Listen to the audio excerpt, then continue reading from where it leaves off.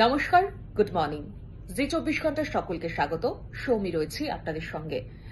Nonstop 9টায় কি খবরের update থাকছে, কোন গুরুত্বপূর্ণ ঘটনাগুলোকে জি 24 ঘন্টার পর্দায় আপনারা দেখতে পাবেন, কারণ সব খবরের আপডেট সবার আগে কিন্তু আমরাই দিয়ে এসেছি।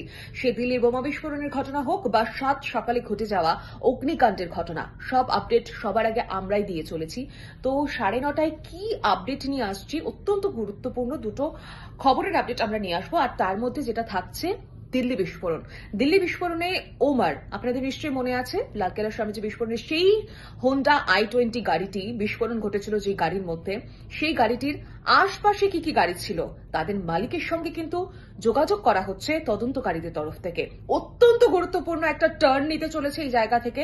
এই যে তদন্তকারীরা সেখানে যাচ্ছেন, গিয়ে প্রত্যেকটা মুহূর্তের আপডেট আপনাদের সামনে তুলে ধরছি আমরাই, শুধুমাত্র জি 24 ঘন্টা।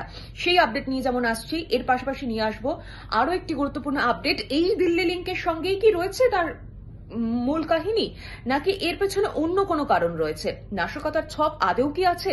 কেন কি শ্রীনগরের একটি থানাতে আবারও বিস্ফোরণের ঘটনা সামনে উঠে এসেছে, এবং সেই খবরের আপডেটও আপনাদের সামনে তুলে দেবো।